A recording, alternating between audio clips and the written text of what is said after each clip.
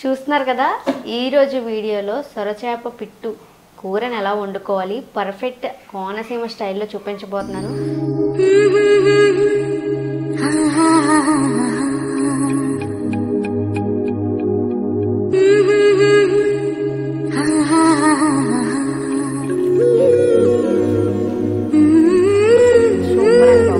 చాలా బాగుంది. వీడియో అసలు స్కిప్ చేయకుండా చూస్తే మీకు డీటెయిల్గా అర్థమవుతుంది. చూడండి ఎలా క్లీనింగ్ చేసుకోవాలి. ఒకవేళ మనమే క్లీన్ చేసుకోవాలనుకుంటే కనుక సో ఈ చేపలను ఎలా క్లీన్ చేసుకోవాలో కూడా చూపిస్తున్నాను. వీడియో లాస్ట్ నుంచి ఎండ్ వరకు చూడండి. నచ్చితే లైక్ చేయడం మర్చిపోకండి. సో ఇప్పుడు చేపలను ఎలా కట్ చేయాలో చూద్దాం.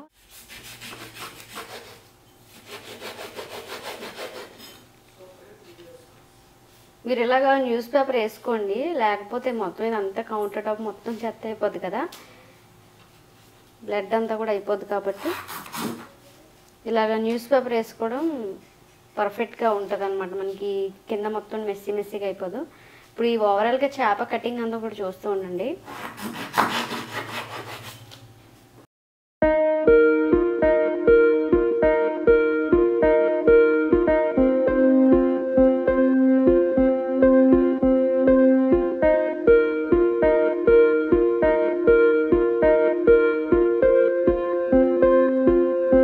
చూస్తున్నారు కదండి, ముక్కలన్నిటిని కూడా ఇలా పెద్ద సైజులో కట్ చేసేసుకోవాలి. ఇదే విధంగా ఇంకో చేపను కూడా కట్ చేసేసి చూపిస్తాను చూడండి.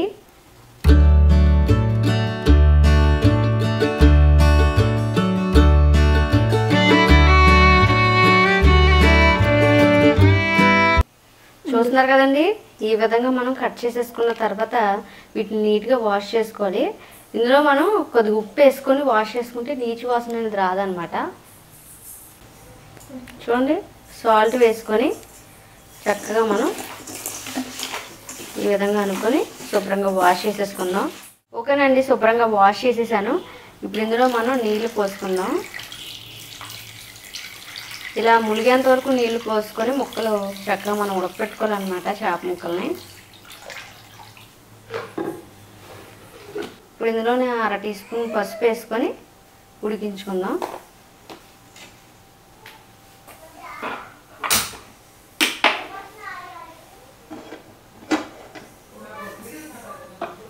ఇలా మనం ఒక 20 నుంచి 25 నిమిషాల పాటు చక్కగా ఉడికించుకోవాలండి. మెత్తగా ఉడికించుకుంటేనే మనకి సొరపిట్టు అనేది చాలా టేస్ట్గా ఉంటుంది. మెత్తగా ఉడకకపోతే మనకి పచ్చిగా ఉంటుంది అన్నమాట కూర. ఉడికిన తర్వాత ఎలా ఉందో కూడా చూపిస్తానండి మీకు.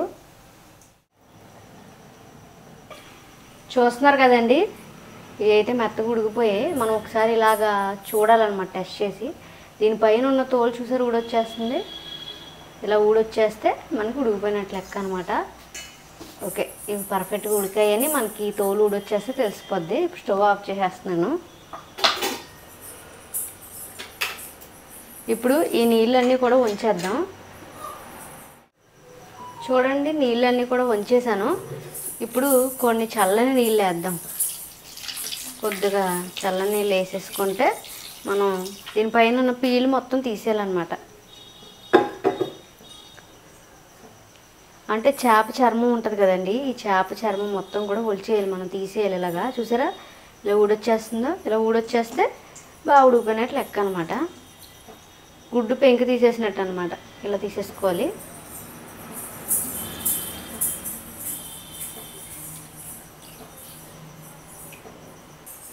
చూస్తున్నారు కదా, ఈ విధంగా మొత్తం అన్ని చేప ముక్కలకు ఉన్న పైన చర్మం మొత్తం కూడా తీసేసేయాలి. తీసేసేసి ఆ తర్వాత ఏంటో ప్రాసెస్ చూద్దామండి.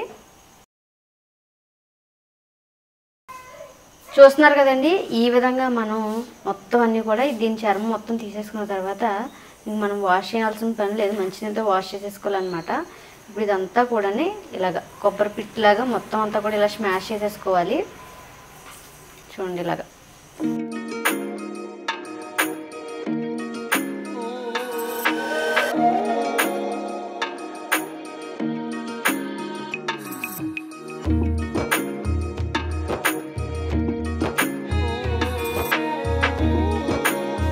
ఓకే, చూసారు కదా, ఇప్పుడు మనకి సొరచేపకు సంబంధించిన మొత్తం రెడీగా పెట్టేసుకుందాం. ఇప్పుడు ఉల్లిపాయలు పోపు ఎలా వేసుకోవాలి, కూర ఎలా వండుకోవాలో చూద్దాం రండి.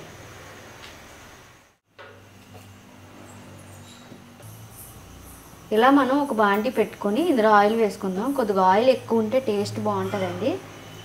ఇలా ఆయిల్ వేసుకున్నాం కదా, నేనైతే నువ్వుల నూనె వేసుకున్నాను.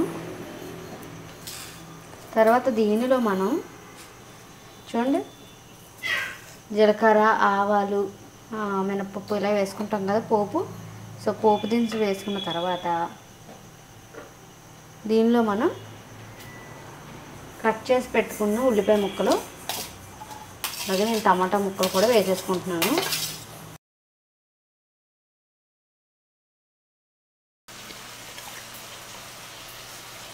ఇప్పుడు ఇందులోనే కొద్దిగా కరివేపాకు, పచ్చిమిరకాయలు కూడా వేసుకొని చక్కగా మనం వేపేసుకోవాలన్నమాట. సో కొద్దిగా సాల్ట్ వేసుకొని వేపుకుంటే మనకి చక్కగా తొందరగా మగ్గిపోతాయి ఉల్లిపాయలు, కాబట్టి కొద్దిగా సాల్ట్ వేసుకుందాం. ఇలా వేగుతున్న టైంలో ఇందులో మనం ఒక 6 లేదా 7 వెల్లుల్లి రేకలు వేసుకోవాలండి. చాలా బాగుంటాయి అన్నమాట. అక్కడెక్కడ ఇవి తగులుతూ ఉంటే వేసుకొని చక్కగా వేపేసుకోవాలి. ఇలా వెల్లుల్లి వేసుకున్న తర్వాత ఇవన్నీ కూడా చక్కగా వేగిపోవాలి. ఇలా వేగిన తర్వాత మనం దీనిలో అల్లం వెల్లుల్లి పేస్ట్ వేసుకోవాలన్నమాట. నార్మల్ అల్లం వెల్లుల్లి పేస్ట్ కాకుండా నేను ఇలాగ మసాలా పేస్ట్ తయారు చేసి పెట్టుకున్నానండి. అల్లం, వెల్లుల్లి, గసగసాలు, ధనియాలు, జీలకర్ర, దాల్చిన చెక్క, యాలకులు, లవంగాలు వీటన్నిటిని కూడా వేసేసాను. మసాలా స్పైసెస్ అన్నిటిని వేసేసి చక్కగా మిక్సీ చేసుకుని ఆ డబ్బా నిండుగా స్టోర్ చేసి పెట్టుకుంటే మనకి ఎన్ని రోజులైనా స్టోర్ ఉంటుంది. ఏ నాన్ వెజ్ కూరలోకైనా వేసేసుకుంటే భలే రుచిగా ఉంటుందండి. నిజంగా ట్రై చేసి చూడండి. ఇలా అల్లం వెల్లుల్లి పేస్ట్ వేసుకున్న తర్వాత చక్కగా అంతా కూడా పచ్చివాసన పోయేంత వరకు వేగించుకొని మనం ఆల్రెడీ స్మాష్ చేసి పెట్టుకున్న ఈ యొక్క ఫిష్ మొత్తం కూడా వేసేసుకొని కారం ఎంతైతే కావాలో అంతా కారం వేసేసుకోవడమే. ఇంకా మీరు ఎలాంటి మసాలాలు కూడా వేసుకుని అవసరం లేదండి. సో అల్లం వెల్లుల్లి పేస్ట్ ఒకటే ఉంటే సరిపోద్ది అనమాట. ఇప్పుడు ఇందులోనే కాస్తంత పసుపు కూడా వేసేసుకొని చక్కగా ఫైనల్లీ మిక్స్ చేసేసుకుంటే మనకి కర్రీ అయితే దగ్గర పడిపోనివ్వాలి. ఇంక మనకి టోటల్గా ఈ సొరచేప పిడుపు కూర అయితే రెడీ అయిపోయినట్టే. సో మనకి కర్రీ అయితే రెడీ అయిపోయింది. వావ్, అడుగు అంటకుండా చూసుకోవాలండి. అడుగు అంటిందంటే టేస్ట్ బాగోదన్నమాట. కాబట్టి మనం దగ్గరే ఉండి చూసుకోవాలి. ఇప్పుడు కొత్తిమీర జల్లేస్తున్నాను.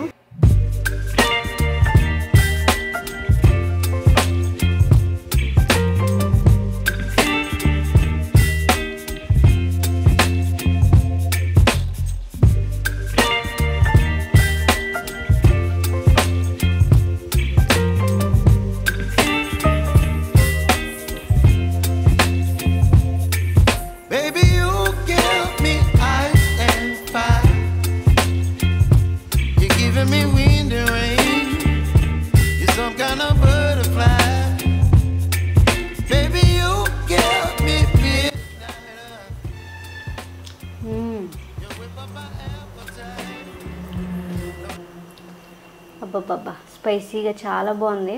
రైస్లోకి అయితే ఎలా ఉందో చూద్దాం.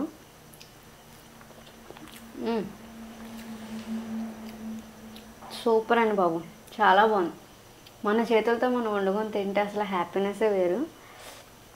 కారం, ఆ కమ్మదనం నిజంగా చాలా బాగుంది. సో చాలా బాగుంది అనమాట.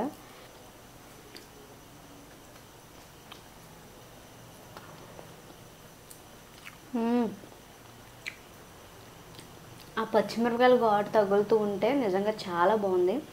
ముఖ్యంగా ఇందులో ఒక మసాలా అనమాట.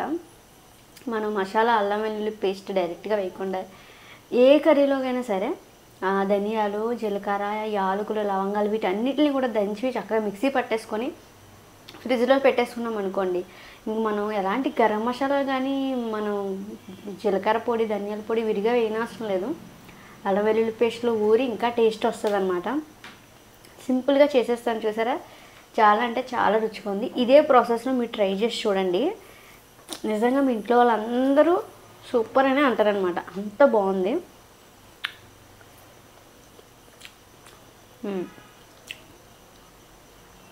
అబ్బా, నాకు పచ్చిమిరకాయల స్పైసీ అంటే చాలా ఇష్టం.